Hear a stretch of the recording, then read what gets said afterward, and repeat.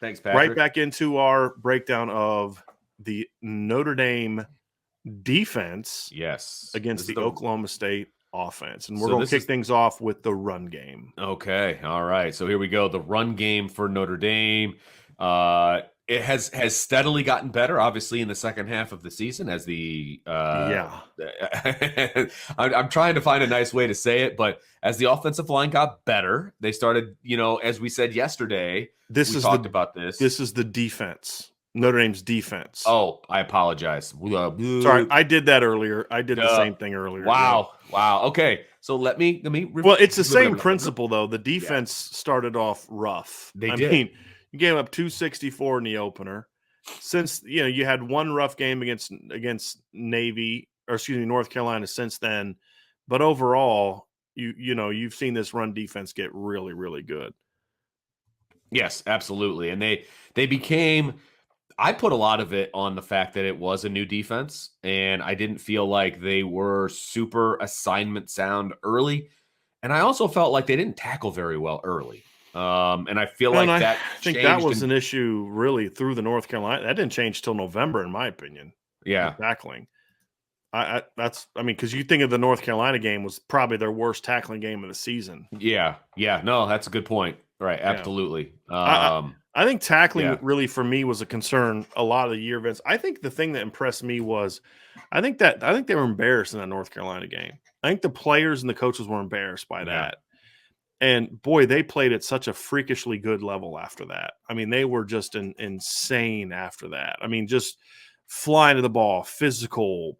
Yeah. And I think also at that point in time, they were that North Carolina game is they were getting used to playing without Kyle Hamilton.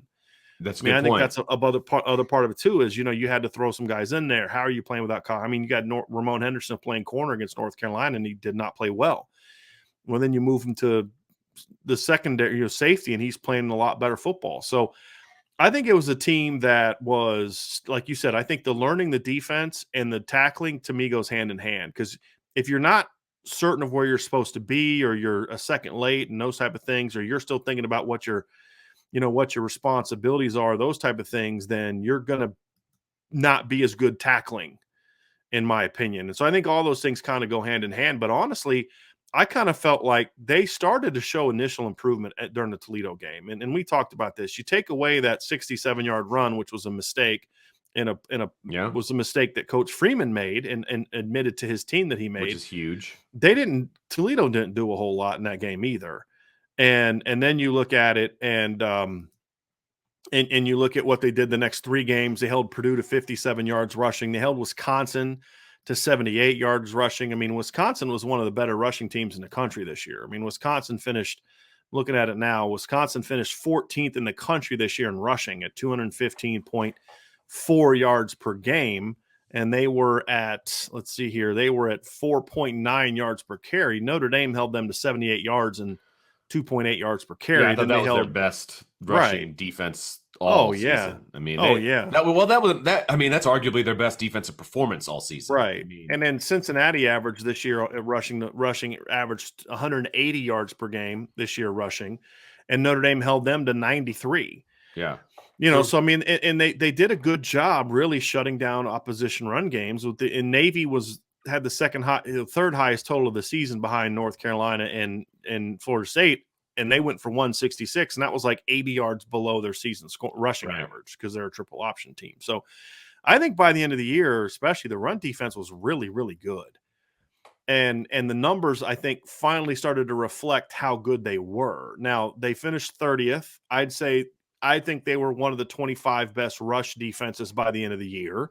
Still kind of hindered by the Florida State game, but you're not an elite rush defense yet, because an elite rush defense doesn't allow North Carolina to do what North Carolina did. But then you got to look at it and say, well, was that just one of those games? That's what you got to ask yourself, because everything before and after that was really good. Right. You just have to ask yourself, was that just one of those bad days that people have? And I mean, statistically, that's what it looks like. It's just an off day. It's your first game without your All-American safety. Right. You're a blip on the radar kind of thing. Yeah. Right. And so, and you're going up against an Oklahoma State rush offense that statistically has some good things about it, but I don't think is quite as strong as as maybe its numbers look, in my Sure. opinion. And I think it's a good rushing team. They've got a dangerous quarterback, which is my concern. But you look at Oklahoma State, and you look at their last 5 games, they ran for 447 yards against TCU. The game before that, they went for 103 against West Virginia. And then the 3 games after, they went for 188 against Texas Tech, but they were 3.9 yards per carry. Then they went for 140 against Oklahoma, 3.9 yards per carry. And then they went for 66 and 1.7 yards per carry against Baylor. So they're not trending in the right direction with their run game. They've had a few games that were really good, but they've had some games that were really bad too. And so which version of the Oklahoma State rush offense are we going to get? That's the question. And so, that's kind of, yeah. The only thing that worries me about the rush offense for Oklahoma State is the quarterback getting loose on non-designed run plays. Right. That, to be honest, when it's straight up run offense versus run defense, I like Notre Dame in this matchup, no question. I'm going to take Notre Dame all day long. I do. I like it, but it's the non-designed quarterback runs when he's scrambling, when he gets outside the pocket, things of that nature. That's what worries me about this particular matchup.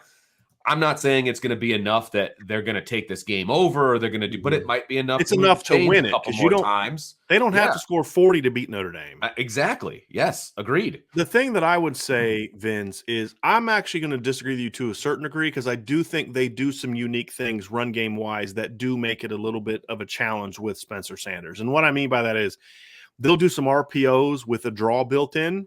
That concerns me a little bit, because you get those linebackers out of the box, and all of a sudden he's a big kid. He starts taking off against Notre Dame's undersized inside linebackers. So he drops back and reads. Notre Dame's linebackers kind of take away the run. He'll just take off and run a draw, which is something North Carolina did with some success against Notre Dame.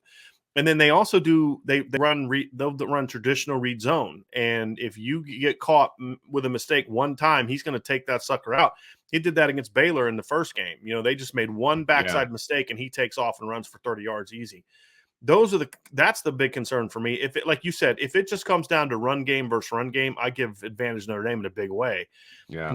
Oklahoma State has a really well-coached offensive line.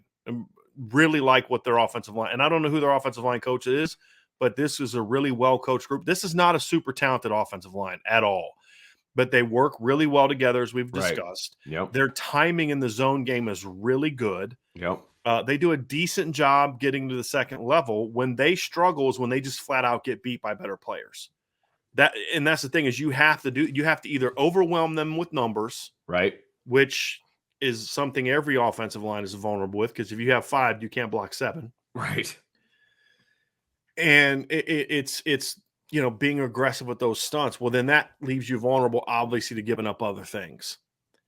So how does Notre Dame handle that? Well, the way that Notre Dame has done it all year is they put a lot on their front four to win. And that's going to be the true of this game. Notre Dame's defensive line. Now, Oklahoma State's defensive line is going to get a lot of the attention. Number 1 in sacks, number 1 in tackles for loss, one of the best freshman defensive linemen in the country, et cetera, et cetera. And Malcolm Rodriguez, second-team All-American linebacker, right? Like, the front 7 of Oklahoma, and especially the front 4, gets a lot of attention. Notre Dame's has been for whatever reason, Notre Dame's defensive line has been overlooked and underappreciated all year. Oh my gosh. Oh my. This is their chance to kind of. There was a thing out there, and I don't even remember who it was that put it out, but Notre Dame was ranked like 35th in the nation or something with a defensive line. It was ridiculous. I can't even remember where it was. I just remember thinking, I'm not even going to respond to this. It was like on Twitter or something. Yeah. I'm not even going to respond to this because it's ridiculous, right? I mean, it's just absolutely ridiculous. And they have been overlooked nationally. Right. And I think this is a great opportunity for them to really show some people what Notre Dame has on their front 4. I really do. Because you're right. Notre Dame is going to put themselves in position to just rush 4 an awful lot. And they're going to have to disrupt what Oklahoma State wants to do in the backfield with 4. if they want to be successful. Now, of course, they're going to bring some stunts and they're going to bring some blitzes and they're going to overload. And of course they are.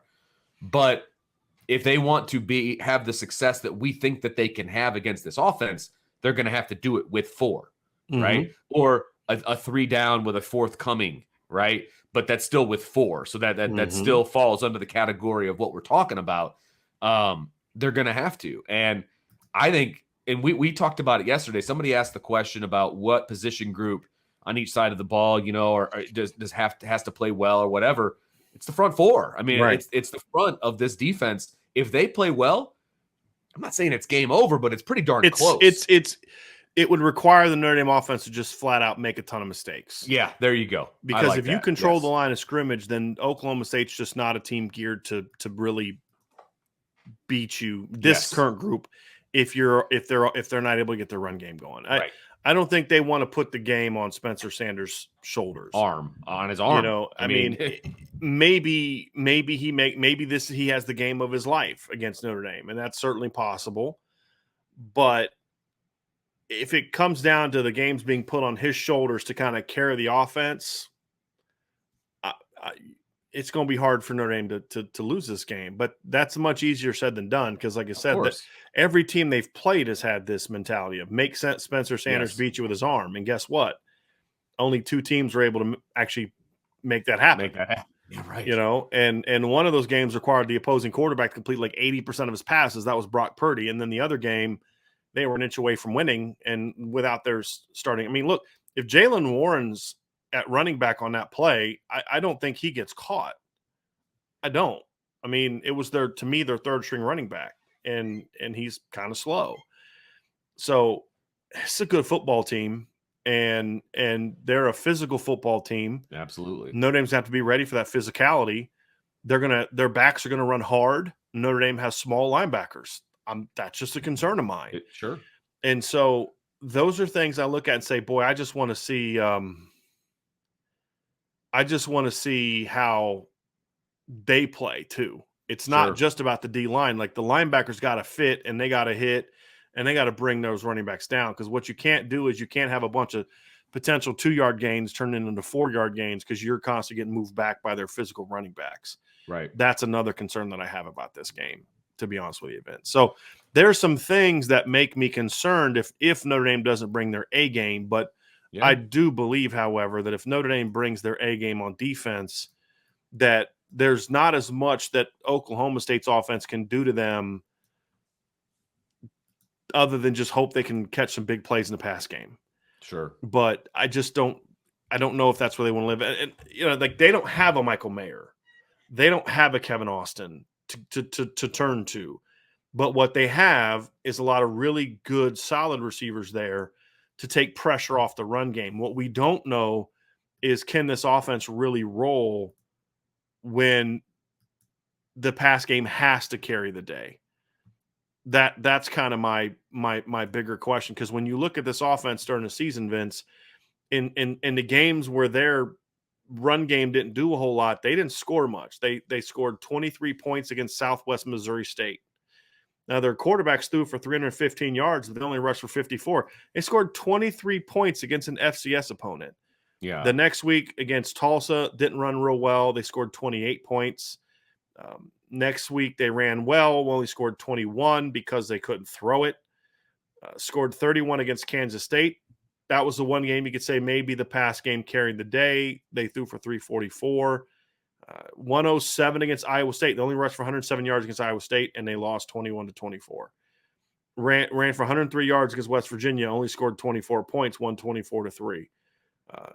You kind of see the pattern there, right? Like when their running game isn't going, Texas, they scored 32 points, they ran for 220 yards, right? They convincingly beat Baylor in the first matchup. They ran for 219 yards. Right? In those games, they ran the ball well, and those are the games that they won. If Notre Dame can stop them from running the football, then it's going to be a lot harder for Oklahoma State to score the points to win. And honestly, you could say similar things about Notre Dame. I just feel like this Notre Dame team is more geared to beat you with the pass game than Oklahoma State is. Sure. No, absolutely. I do worry a little bit about the size of the Notre Dame linebackers, but I think overall they've done a really good job this year of filling holes because and, they've and been coming allowed to really downhill. play aggressively. Yeah. Yes, and coming downhill and just reading and reacting, right? And we didn't see a lot of that in the Part past. of that's because how good the defensive line is, and they Agreed. keep Yeah. people occupied. And which means what that means is, for people that don't understand what keeping people occupied is, they're not allowing that offensive line to get to the second level, and so the linebackers are able to scrape and get over the top and get into lanes and holes and fill them, and they're be able to get there unmolested, which is huge as a linebacker. Right. I mean, you don't want to have to fight through and block, destruct, and all of those different things. When you can flow freely, you're really good. And again, if the front is playing the way we think the front can play, that's going to allow those linebackers to scrape and move freely and fill those holes. And so I think that's probably what's going to take place. And so in a run game capacity, I'm definitely giving the edge to Notre Dame. I like Notre Dame in this matchup. I like their front. I like their linebackers filling holes. Again, the only thing that worries me again is if the quarterback gets out on unscheduled runs, and that, Right. but that's not That's necessarily been an issue all year. exactly, and it's been an issue for Notre Dame defenses for a while now, to be honest. And so, but I don't really want to look at it that way. I want to look at it as their run game versus Notre Dame's run defense. It's advantage Notre Dame. Mm-hmm. I think the thing too, Vince, when I look at this is I think part of that is because Notre Dame's been more aggressive with their defensive line than they have been in the past. Inside. They turn those guys loose more. And I think by allowing them to be more aggressive and attack gaps, that is why you're seeing teams not being able to get to the second levels effectively. When those guys have been getting blocked, and that's something North Carolina did a really good job with. I'll give North Carolina credit. Their game plan was basically almost to let Notre Dame get penetration and then just have Sam Howell take off, and they were getting their offensive linemen up to the second level. It was like almost like kind of quarterback draws and stuff like that. I mean, that's what they were doing. And then just quarterback scrambles where they'd lose gap discipline, and he just kind of take off and run. Those are the things I think Notre Dame's got to limit. If they can limit those things, then I think they'll be successful. And then make it about, can Oklahoma State throw the football? And